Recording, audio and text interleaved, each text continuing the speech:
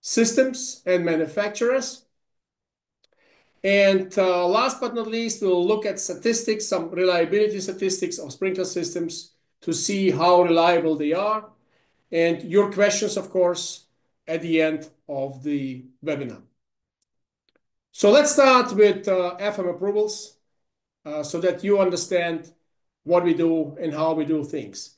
FM approvals are a subsidiary of a big industrial insurance company called FM.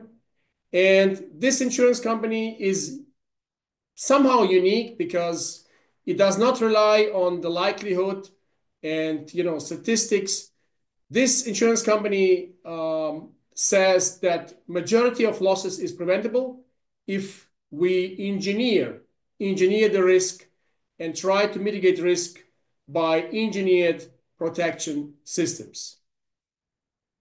And our role, FM Approvals' role in this concept is really making sure that the quality of these protection systems has the right level, and these systems will work when they are supposed to work. Now that you understand how the FM concept works together, there is a group of scientists, research, that do the groundwork. Then there is certification. Once the research is completed, we write the standard, how to test a component or a system. And then the risk engineers, field engineers, they use these certified systems, provide their guidance for insured customers, how to install these systems. And when they realize in an event that a system needs some modification, this goes back to research, and we make sure that this will update the approval standard. So it is a circle. It is a never-ending process, constantly improving. And we have been in the market quite a long time, almost 140 years, doing nothing else than testing and certification of risk mitigation systems. So today, this is our laboratories in the USA. A lot of different dedicated laboratories for different hazards. We don't only test fire suppression systems. We also test passive fire protection systems, walls, roofs, all components of a building envelope. We also test flood mitigation systems. We test explosion protection systems, all kinds of systems that can help to protect a building and make it safer. So today, the testing facility in the US is the only facility, but in a couple of years, probably 3-4 years, we will have additional facilities in Europe, in Luxembourg. You see conceptual drawings or pictures, and we also will have a testing facility in Singapore. So this will bring us 2 additional test facilities, one in Europe and one in Asia, in addition to the existing facility in the US. While we started as a pure subsidiary of FM, testing and certifying only for this single insurance company, today the situation is completely different. So today we are recognized worldwide. We know that probably every industrial or reputable industrial insurance company is using tested and certified components, FM approved components. And we are also accredited by more than 30 accreditation organizations worldwide. Of course, in the US, because this is where we started. But in the meantime, also in Europe, we are a notified body in the European Union. We are also an approved body in the UK. and we have a couple of other accreditations in other areas of the world: Asia, Middle East, South America, and so forth. We are not only a testing and certification organization, but we are also a standard writing organization. So we are contributing to standard development in the US, but also in Europe and in Asia. So let's start with a sprinkler system. I know that all of you know what a sprinkler system is. So typically we would have, a lot of different components. I would start with a water reservoir, the water tank, then the pump, the connecting pipes, the valves, the sprinklers, of course, also the mounting, the support systems, and probably a lot of other details, as you all know. And while it is important to have tested and certified components, because otherwise you don't know if the system works, you can still build a bad system out of good components. So even if the components, the sum of the components is good, if you don't install them in the right way, following installation standards, it is still possible to build a bad system out of good components. So that's why it is not only important to use tested and certified components, but also install them, design and install them in a proper way, and also conduct regular inspections and maintenance of the systems. I think this is normal, and everyone knows without maintenance, there is no quality. So what do we certify? What kind of components do we certify? There are several components, and I cannot show all of them, but let's look at a couple of examples. Obviously, the sprinkler itself, one of the key components, needs testing and certification. Also, the pipes that are connecting the sprinkler to the pump eventually. There are different types of pipes. Some are rigid, and there are also flexible hoses, metal hoses that are used to connect the sprinkler. Valves, of course, all different kind of valves. First of all, alarm check valves, but also other type of valves. The hangers, pipe hangers, switches. This is a flow switch. Gate valves, of course, as well, to be able to close pipes, and pumps and pump packages, including controllers, electrical controllers, but also controllers for diesel-driven fire pumps. And last but not least, the tank, of course. One of our latest standards is related to automation and monitoring of sprinkler pumps and pump units, so to say. So there are systems in the market that are able to test a pump remotely. Nobody has to go there. There is no person required. This pump will be just tested automatically by using automation, and actually enhances reliability and functionality and test cycle times.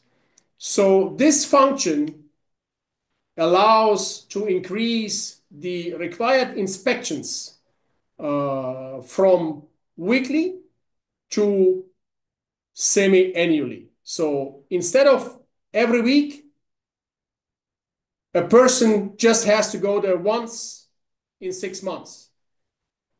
So basically, it can help to reduce resources to make sure that fire protection systems are functional.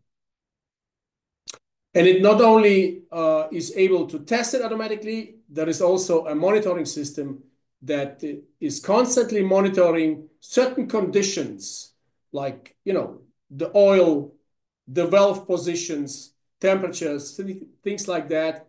And in case of anomalies, it will be reported to a panel so someone can see that there is a need for action.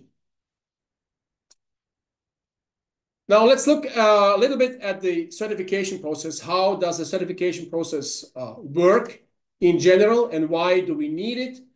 Well, typically an end user is not able or does not have the knowledge to make the decision if a system, a protection system, is suitable for his application. So it is impossible in the field of fire protection or generally risk mitigation to work without a third party, independent third party that is testing and certifying systems.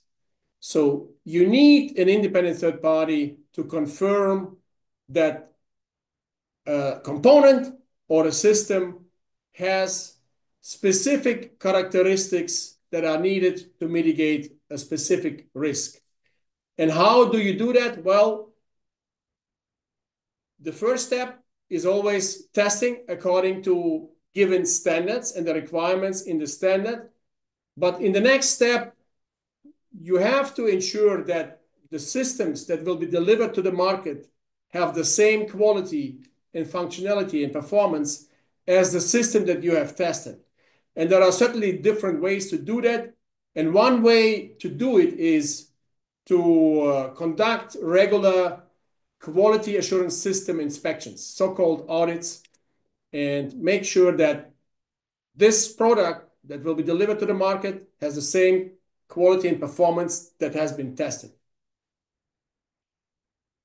Now, these are the different steps of a certification project for FM approvals. As I mentioned before, very often there is an initial research project to define the requirements. Then there is the testing, examination and testing of the product or the system. And as I mentioned on my last slide, the second step would be quality control system inspections, the audit. And once these two steps are completed, the testing and the quality system inspection, there will be a test report, certificate, and the listing in the online database. And the manufacturer, after that, has to conduct required production tests that are defined in the standard. And the certification agency will come regularly to inspect the quality system. We all know that every production, sooner or later, will have a non-conformity in the production of the product. And the quality assurance system has to be able to detect this non-conformance on time and to ensure that it doesn't leave the production facility to the market. And this is what we test or examine during the follow-up audits. The single production processes and inspection processes that we look at during an audit are described here. So, of course, we look at the material flow, how the material is coming in to the production facility, what inspections are conducted by the manufacturer. We look at the work procedures and instructions. We look at the control of the documentation, who is allowed to change documentation and how it is approved. Of course, also the marking of the product, things like that. Different inspections during the production, but also final inspections. Product traceability is an important thing as well. Just in case there is a recall that is required, the manufacturer needs to be able to trace back what other products could be affected and inform their customers. We also look at the calibration procedures for measuring equipment, because without calibration, we don't know what we measure. The complaint, recall management is another aspect. the control of non-conforming products. How does the manufacturer make sure that these products don't, enter the production? And then we also look at managing subcontractors, because they obviously have also an impact, or can have an impact, on the level of the quality. And as I mentioned before, there is certainly more than just having a good product. You also have to design the right system. So, and it typically starts, with the selection of the sprinkler system type. What kind of sprinkler system is the right one for this application? There are different types, as you all know. There can be a wet pipe, dry pipe, deluge system, or maybe even water mist. I don't want to call it a sprinkler, but there are different types of sprinkler systems. Then the design, to make sure we have the right water amount, the right water distribution, density of water, the right positions of sprinklers, the right spacing, things like that. Design, or calculating the hydraulics to make sure the pump is able to deliver the right values to the sprinkler. Water supplies play a role, the piping support, fire pump selection, fire pump sizing, and then design review and installation. Now, how do we look, or if you look at, standards, different standards in the world, and there are many, many standards covering sprinkler system components, right? The requirements in the standards are relatively similar. Yeah, there are some small changes. One standard would require, corrosion with some ammonia. The other standard, or some ammonia concentration. The other standard has some different concentrations. But in essence, the component standards are very, very similar. And let's look at a couple of the sprinkler testing component standard requirements. So these are the typical test requirements that would be required by AFM approvals. We start with the strengths of the sprinkler body, so to say, the strengths of the response element, the glass bulb, so to say. We certainly do leakage, water hammer, and other very, very important standards. But as I said before, they are not too different from other standards. And let's look at a couple of details. For example, the basic characteristics like the materials of the sprinkler, the frame of the sprinkler, the deflector of the sprinkler.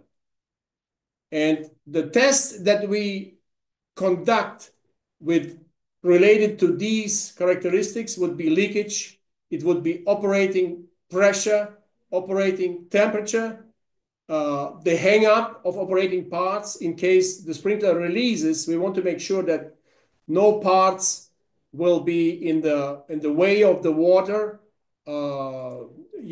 impacting the water distribution. And of course, also the sensitivity. We also test the sensitivity of the sprinkler. Basically, the time that is needed once the release temperature is reached until the sprinkler is open, right? And we also test the water discharge, the pattern, and the discharge coefficient. So to make sure that the right water amount will be delivered in the case of a fire. So the materials of construction, assembly load, and or frame strengths, we measure the load that is placed on the frame in the assembly process, and make sure that the sprinkler is able or is robust enough to bear this load over the life of the sprinkler. So we have to simulate some aging of the sprinkler to make sure that after 25, 30 years, this sprinkler is still strong enough. And of course, if this sprinkler would not be strong enough, we would have leakage or even just premature operation of the sprinkler, broken frame and water damage, basically unintended release, which nobody wants. Another one is the high temperature exposure, just to make sure that the quality of the material is the right one, and there are no, porosities in the casting process.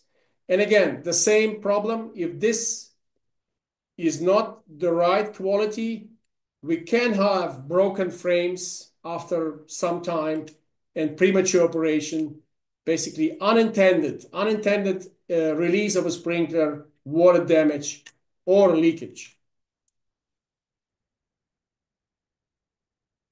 Corrosion or stress cracking.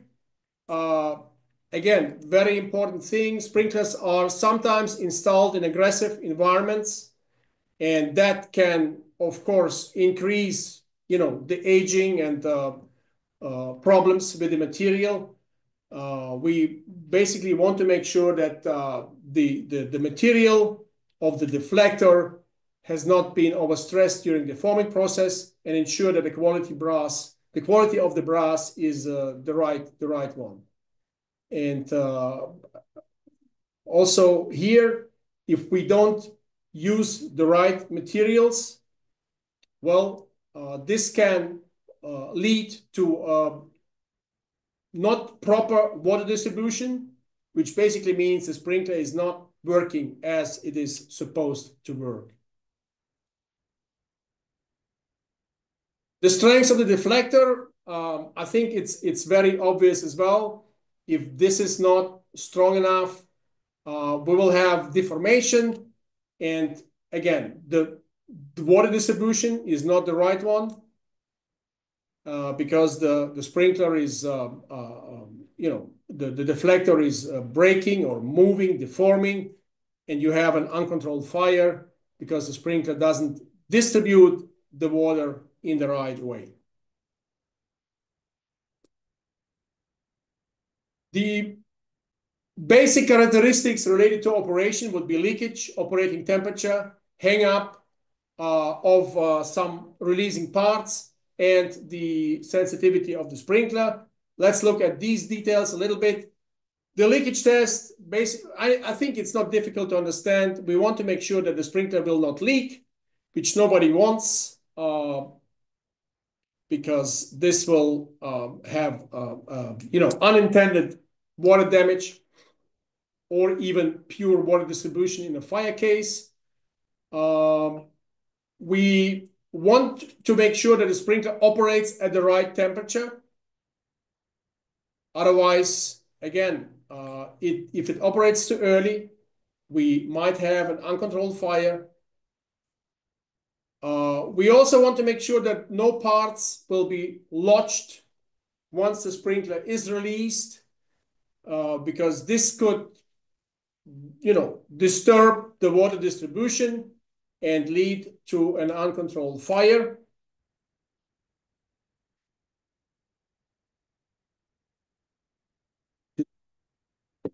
And the sensitivity, again, also a very, very important characteristic.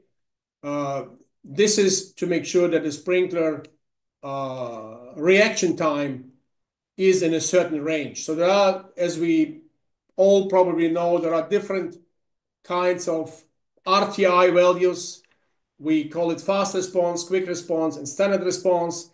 And depending on the application, depending on the hazard, the design standards require a certain RTI value. And this is what we test here in this test, that these sprinklers are within the required range of sensitivity to make sure they open early enough.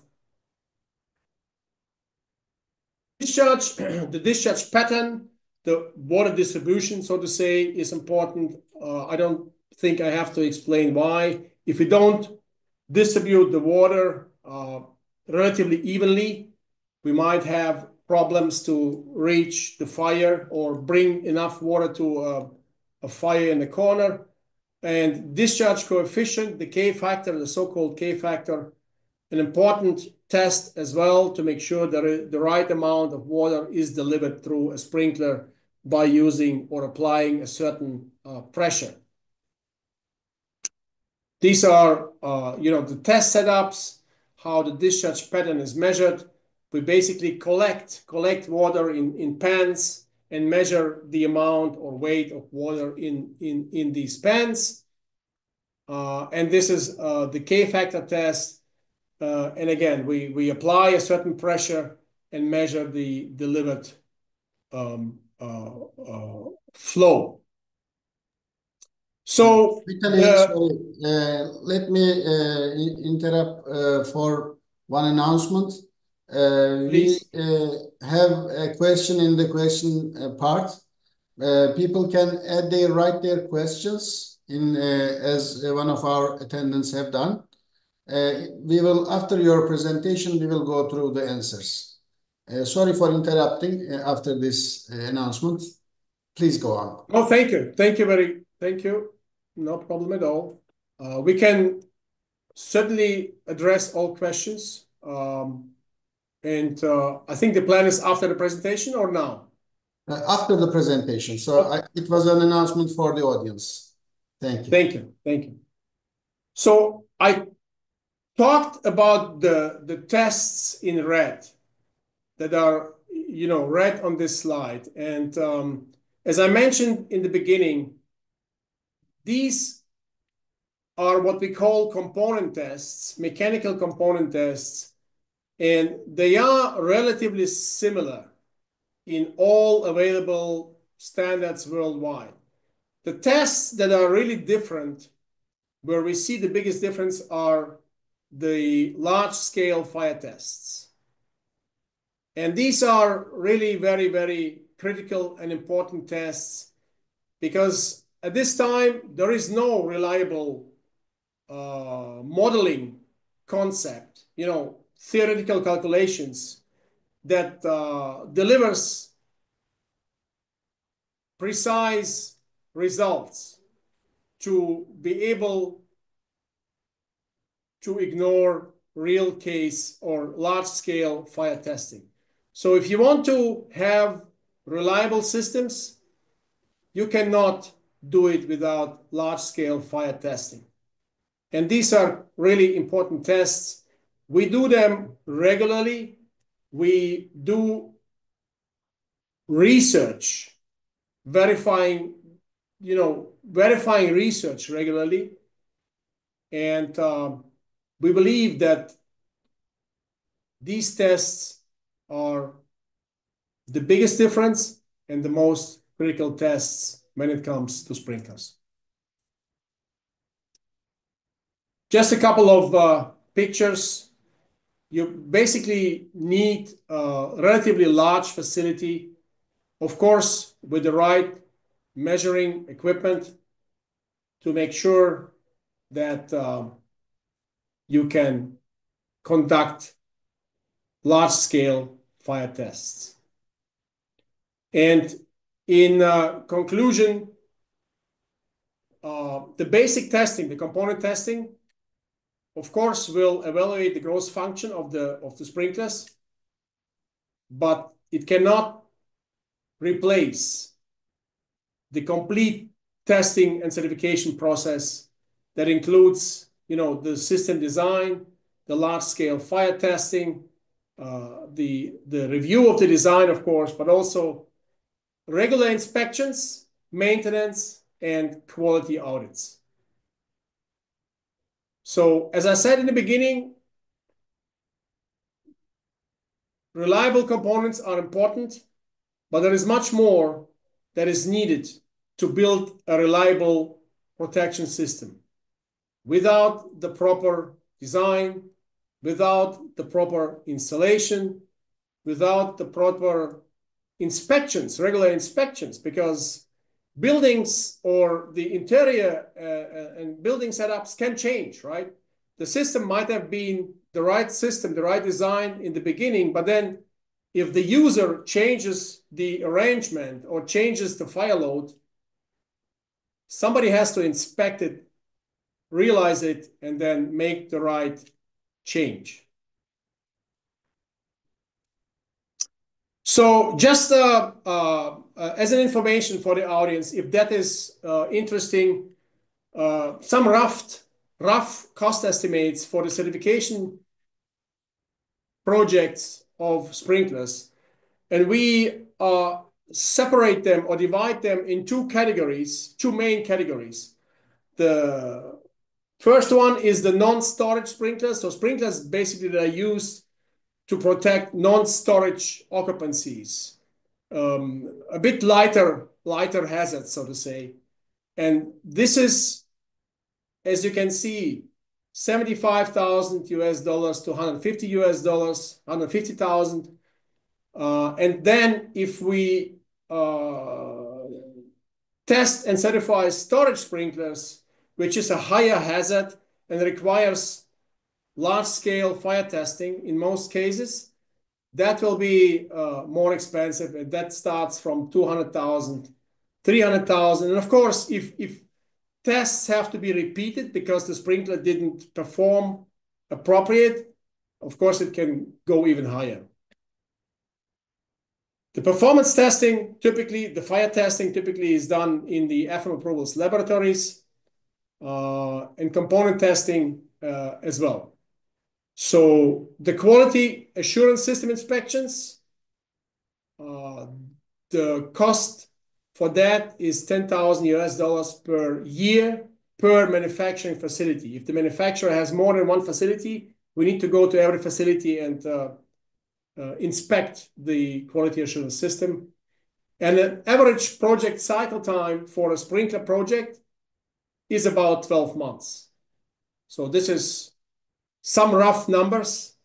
Of course, if there is a specific interest, we would issue a proposal specifically for this component, and this will be different than these numbers. These are really just rough numbers. So let's look at the valves, because valves are also a quite important part of the sprinkler system. They have to be functional, they have to be reliable. They sit in the system for 25 years or longer. And while a new component might be very well functioning, there might be some problems after a couple of years. And we want to make sure that we simulate the aging of that component to make sure that it is still reliable and functional after a long lifetime. So what type of valves do we certify? I have listed a couple of them.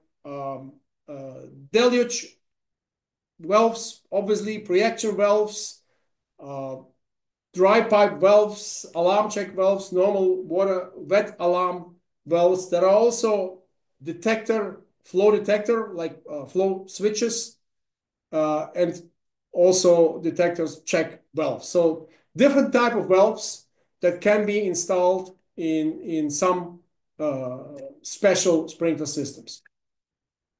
If you look at the deluge valve, I'm relatively sure that all of you know what it is. It basically works with open nozzles, and you release the valve by a detection system, right? And these detection systems there are different types of detection systems, but you need a detection system to automatically open the valve and allow the flow of water to open nozzles. There are, again, different types of release systems. You can have a wet pilot system, dry pilot system. There can be an electrical release, of course. So different types of activation of the deluge valves. And what tests are we doing? Well, basically, we test the release, that the release is reliable. We, of course, test the solenoid valve as well, because this has to be reliable. We simulate cycles. So basically close and open 500 times to make sure this is simulated. And a couple of other reliability tests. Again, just to give the audience an idea of what the cost and the cycle time for a project can be, this is in the area of 35,000 US dollars, assuming 3 different sizes of deluge valves, and an average project would take 6 to 9 months after we receive the samples. For flow switches, everyone knows how they look like. I mean, this is not the only type, but a very typical vane type flow switch to detect the water flow for a certain section. What kind of tests do we do? All these components have a dedicated standard. This standard would be 1042, FM 1042, and the test that we conduct would be leakage. We would do a hydrostatic strength test. Operation, of course, has to be tested. Sensitivity, friction loss, because this can play a role while designing a system, and the durability of that flow switch, because this switch will be installed for a long time in the system and has to be durable, operating a couple of times. The testing is typically done in our laboratories, and the cost of such a project would be roughly 20,000 US dollars, and 6 months would be the project cycle time after receiving the samples until issuing the certificate. So where do you find all these components if you need them, right? If you need to design a system or install a system, you can go online, www.approvalguide.com. And this is how it looks like. If you register and go online, you will find all the components that have been tested and certified, and also all the manufacturers that produce tested and certified components here online. You can use the search function, which is similar to the Google search function, and this will show you the results. You can use a product, you can use a country, you can use a manufacturer, or even some parts of the text inside the listing. So the search function is a pretty useful tool. And here is a list of different products that are in the approval guide. You see the sprinklers right on the bottom right, the valves, but there are also passive fire protection systems like walls, ceilings. There are, clean room materials, materials that are used in the semiconductor industry with limited smoke generation, and a lot of other components, fire pump components, water mist systems, foam, gas, really a big variety of loss prevention components. And last but not least, I would like to show you some reliability statistics. We have, as you can imagine, a lot of data, but this one was a kind of independent data from the UK, from an organization, reputable professional trade association in the UK. And they looked at the last 5 years, actually in 17, not the last 5 years. In 17, they looked at the last 5 years and found that 94% of the sprinklers that were tested were reliably operational. they found that 99% were extinguishing fires. So in a real fire case, in 99% of the cases, the fire could be controlled, suppressed, or extinguished. And in 95% of these cases, only 5 or less sprinklers were needed to control this fire. And in 65%, there was even only 1 sprinkler. So sprinkler systems are very reliable and effective when it comes to protecting property and life. We all know that there are a lot of rumors and myths in the market, and I think we should work together to clarify these rumors. I think one of the biggest rumors is the unintentional operation, because this is typically very big in the news and in the media. Yes, there are some unintentional operations, but it is less than 1%. So it's a rumor, it's a big rumor, it's big in the media, but the reality is, and the truth is, sprinklers are reliable, or sprinkler systems are reliable. That's more or less my presentation, and I hope to get questions, and I'll be happy to answer your questions. Thank you very much, Mr. Tali Engelhardt. It was a very nice presentation. Actually, we already had a question, and as I interrupted to announce that all attendants can write their questions while listening, I would like to repeat. And also, the question we have now, we can read it from the question and answers icon at the bottom. If you like, you can also look at the question. It's written in English, but for all attendants, they can write also in Turkish their questions, and I can translate to Mr. Vitali.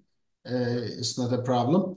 But this one is already written in English. Vitali, if you like, you can also see it directly. I don't know if you have seen it from the Q&A. Yeah, I see.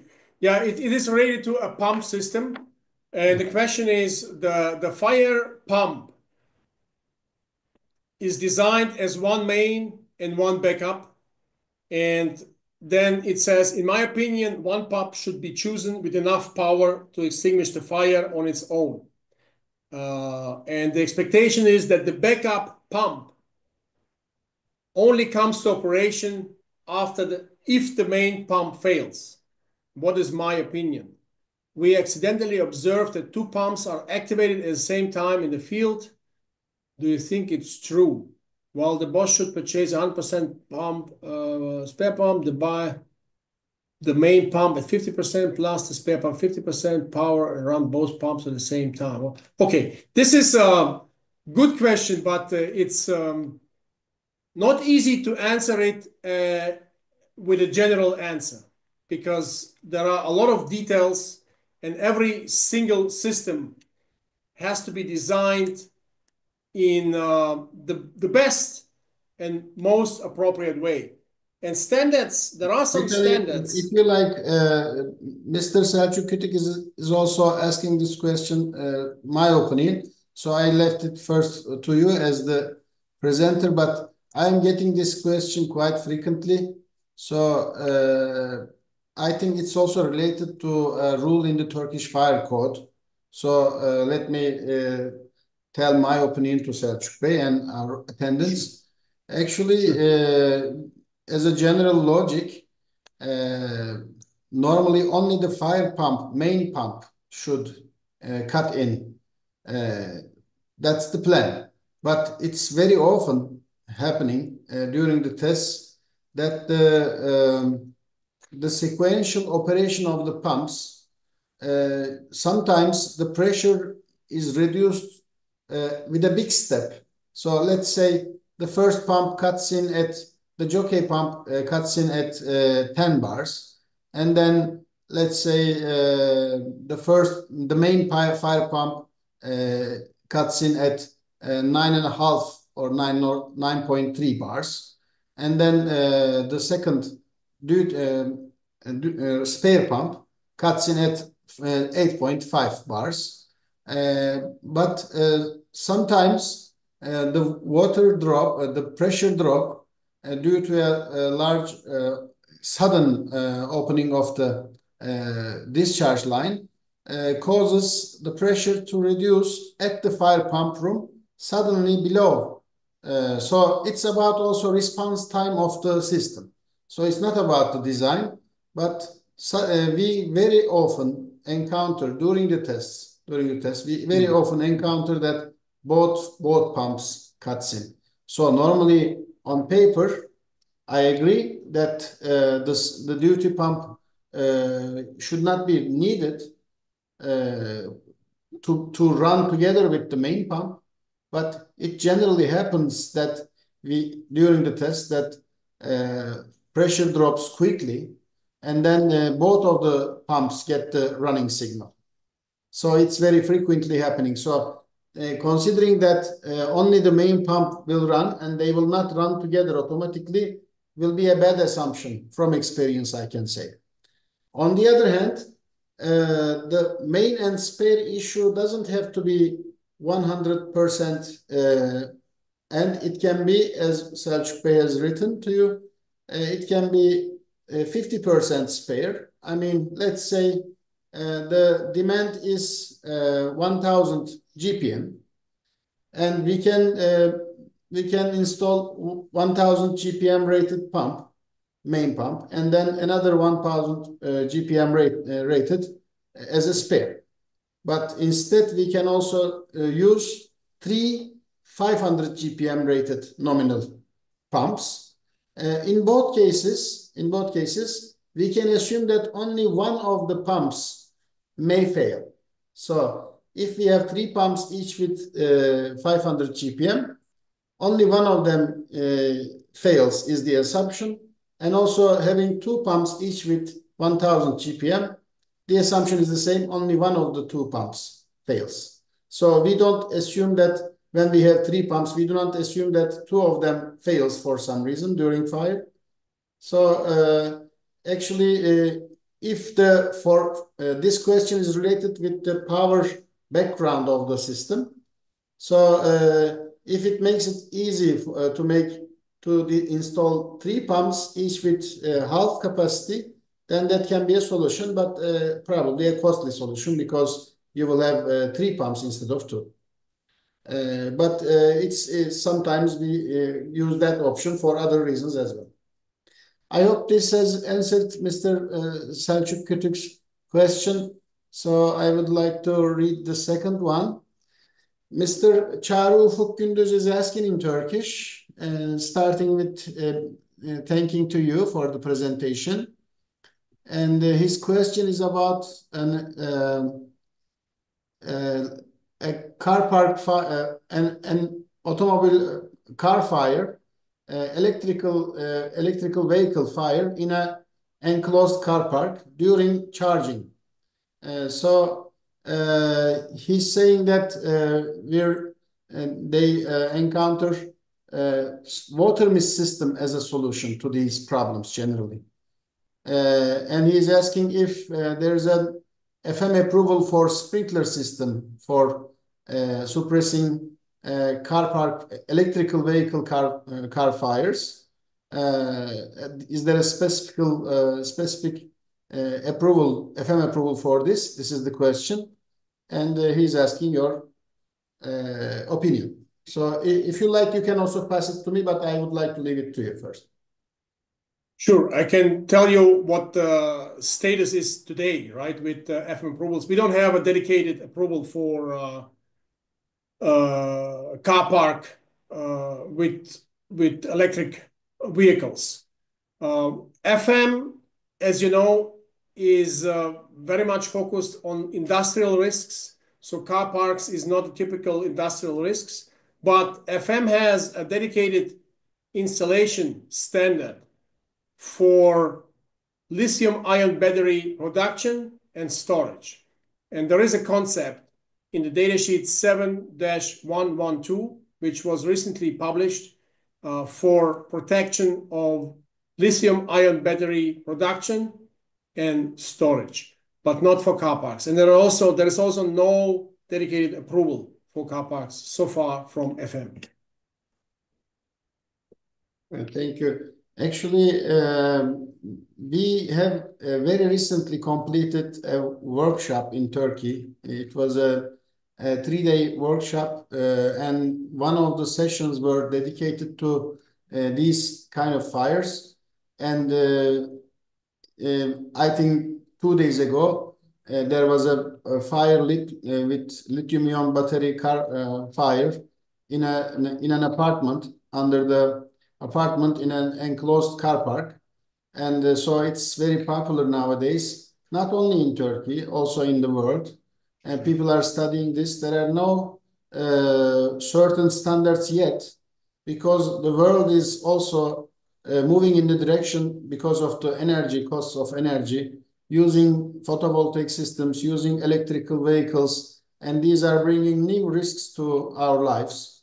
And of course, the difficulty, the risk with the electrical vehicle fire comparing to fuel-fired cars is that it doesn't really, it is not suppressed, but it is cooled for a long time.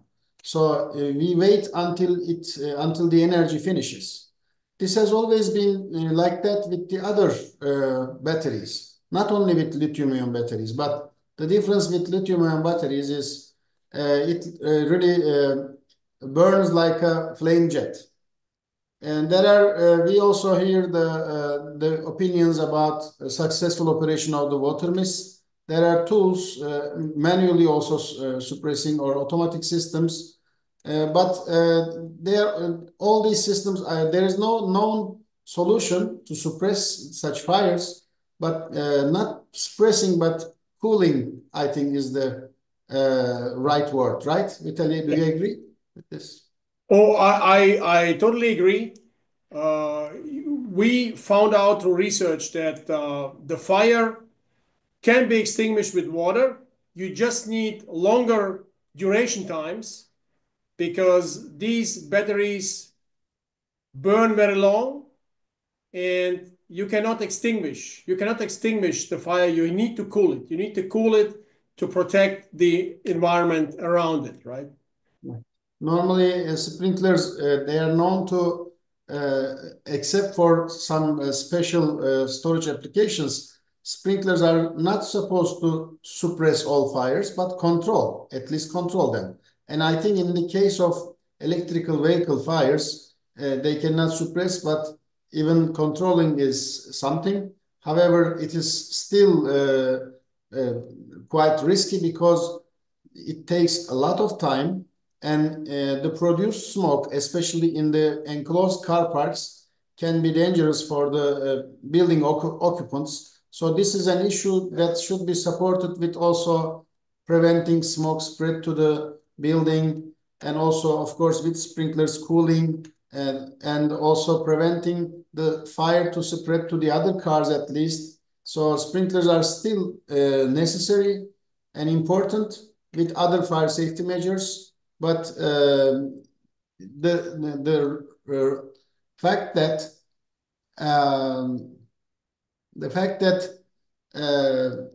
the fire takes a long time is an issue that requires further progress in this field. Of course, water mist is also a tool to suppress, especially when the fire load is large, and especially when the flames are high, and the water mist systems become more successful. But we can't say that sprinklers are not.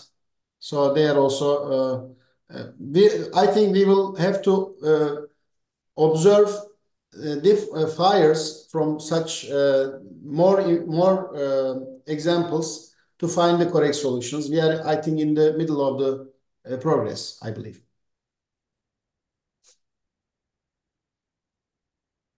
There is one, Selçuk Bey is asking the question for, according to Turkish fire code, his question in Turkish is, how long should the fire pump should run? Actually, it depends on the hazard classification.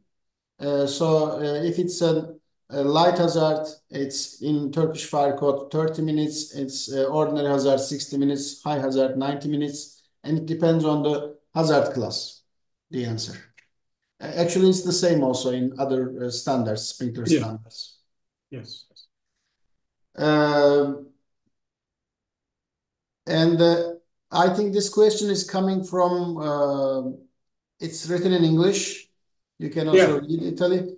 It's coming from, I think, the YouTube attendants, because it's anonymous. I don't see the name.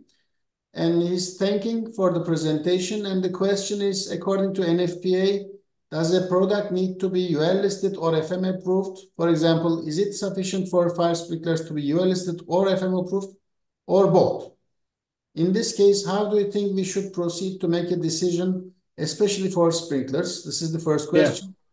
The second one is there any collaboration between FM and Turkish Standard Institute? Do you have a roadmap regarding this? Briefly, what are your thoughts on collaborating with Turkish Standard Institute, and what kind of partnerships do you aim to establish? Yes, Vitaly, I think you will answer both questions. I can, of course. First of all, the NFPA standards, I think they say you have to use listed components. This is what they say.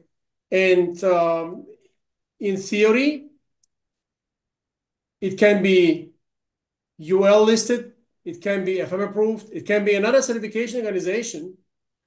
But at the end, it is the authority having jurisdiction that you need to consult before you design or install that component. So again, this question cannot be answered in general, because every project is different. Sometimes the authority can require UL, sometimes FM approvals, sometimes both, or sometimes it's the end user that gives you the specification, what to be installed, right? So it's a good question, and there is a lot of misinterpretation. We know that some components or some specifications, standards, they say UL/FM, and initially it was an or UL or FM approved, but somehow some people believe it has to have both, and I recommend to speak to the specifier, to speak to the authority having jurisdiction. We know that reputable manufacturers typically have both, UL and FM. And the other question was related to cooperation with TSE. I don't want to share too many details, but I can share that we have a cooperation with TSE. It is relatively young.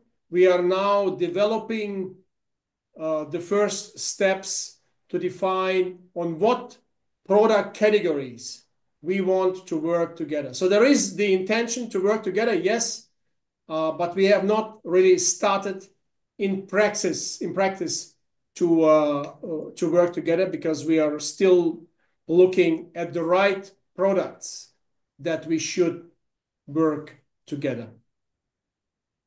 Thank you, Vitaly. And to give some examples to your answers also, to extend, for example, as a fire consultant, in the projects that I am involved, we can decide, NFPA doesn't specify FM or UL, as you said, but it should be acceptable to the authority. So if the authorities specify other standards, they can also be acceptable. In Turkey, in the market, there are lots of options for using in sprinkler systems for UL and FM both together. So it also depends sometimes on the options. Sometimes there's a very specific application that it's very difficult. You reduce the number of options in some specific applications. For example, there are, extended coverage sprinklers with a very specific application that only one product has only FM. So in that case, of course, it doesn't make sense to require both. So it depends on the availability in the market and its reliability, its risk, as you said. So also, for example, in countries, well, I support the idea to support local products, for example, that are produced in the country. So if a Turkish company is producing and he wants to, he gets, for example, an FM approval, but not yet UL listed. So they can be also supported for, so there can be different approaches an authority makes for that. Of course, both UL and FM makes all the tests you have listed. They are on themselves only also mean something. So they are about the reliability of the product. But having both means two different institutions and more set of tests. So they are tested and more reliable, of course. So it depends on the situation. Correct. And I'm checking if there is Gökhan Bey, Mr. Gökhan Aktaş is asking in English, you can also see, when do you expect to change in your standards for EV general car parks for detection, suppression, and whole concept of fire protection? He's asking to FM, I think. Yeah. I don't have I don't have a date for that because the car parks is not a typical risk, not an urgent task to take care of for FM because FM is really focused on industrial risks. But as I said, there is a protection concept for lithium-ion battery production, an FM concept, production and storage of lithium-ion batteries. And it is in the datasheet 7-112. It was recently published, is available free of charge. You can download it from FM's website. Doesn't cost you anything. And there you can see how to design a reliable system to protect lithium-ion battery production and storage. Thank you. Selçuk Bey has another question in Turkish, and this is about the colors of is there a color code for the fire hose cabinets? Do they have to be red? Is there a standard for this? He's asking. There is especially in the front of house places, shopping centers. So I should let me try to explain as far as I know. The standard for fire hose cabinets in Turkey is, of course, different from that in the US. We have a Turkish European standard, TS 6711, and I don't think there's a color code, so they can be both. Otherwise, they couldn't get the approval. As far as I know, you can even use the fire hose without the cabinet. So you can sometimes in factories you can just use the hose reel, and but the cabinet also makes it safe and protects it from environmental conditions, and then also with the colors or with the signage. There are also cases where they, in hotel, for example, in a hotel corridor, you don't see the whole cabinet cover, and there's an additional decorative cover in front of the cabinet, and sometimes in that case they don't use the original cover of the cabinet, the metal one, so just they can remove it. But whenever it's like that, whenever it's behind a cover or a door, you have to put a sign, an internationally recognizable sign, to indicate there is a fire hose reel or sometimes a portable extinguisher behind it. Yeah. So there shouldn't be a color code for that.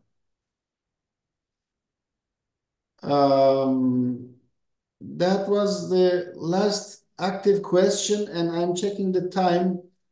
So we have reached the average target duration of after, so we didn't immediately start. So I think with the questions, we have exceeded slightly the 1 hour average for our webinars, and there has been good questions. I'm just waiting for a few seconds to see if there are more questions coming. Otherwise, I will finish the webinar here. I think there is one more. There is one more. This is an anonymous. I guess it's also copied from in anonymous questions from YouTube. If you write your names under it, we can also announce. Here I have to announce without the owner of the question. So in Turkish, this question is asking if people can remove the sprinklers that is for a long time installed at some in a building, and then send it to FM for testing. So I think, the owner of the question is, I think, if he is not sure whether the sprinkler will work correctly, if he is hesitating about the sprinkler that is used in their building, can they just send it to FM and pay for it, pay for a test? If it's clear enough, so No, it's clear. It's clear. So we do that for FM insured clients. So if the client, this facility is insured by FM, this can be done, and it doesn't has to be paid. So it's a cost-free service. If the client is not insured, unfortunately, there is not such a service. But I know other certification agencies like BDS in Germany, for example. Maybe in Turkey there is one that offer this service. So maybe you know, Mr. Gökhan, if there is someone in Turkey who is offering such a service. Actually, I know the Turkish manufacturing companies also have FM approvals for their products. Yeah. They are making their own tests. Some of the tests are the ones that you have to apply to all products, but there are some other tests that they can just to make sure that everything is going on right. With each party of production, they make such tests. So Yes. this same company can help. I think I shouldn't give a company's name, but maybe they can write afterwards. Otherwise, a manufacturing company has to do, a manufacturing company that is producing FM-approved sprinklers, UL-listed sprinklers, or other listed sprinklers, they have to have their testing laboratories for their own production and quality. So you can contact to these companies to ask for this specific issue, and they can make the test. But then the issue is the sprinkler that is installed is one brand, and you are testing it in another brand's laboratory.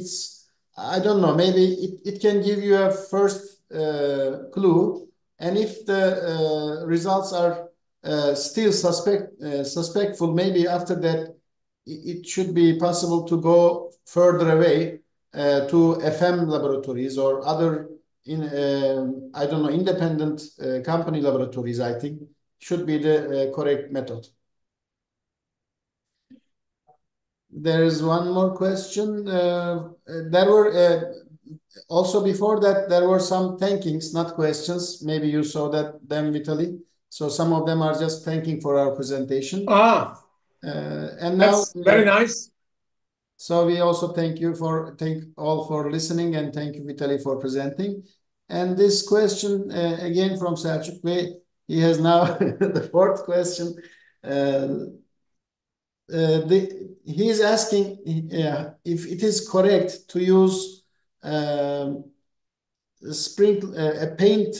in the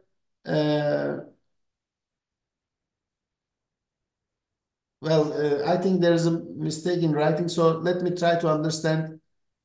And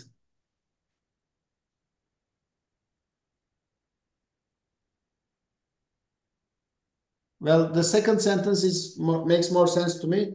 In a building in operation, how can you test the sprinkler? Maybe this is related to the previous question. I'm not sure. However, as far as I understand, this question is how to test the sprinklers in a building in operation. Of course, when we do such tests, we can activate by heat.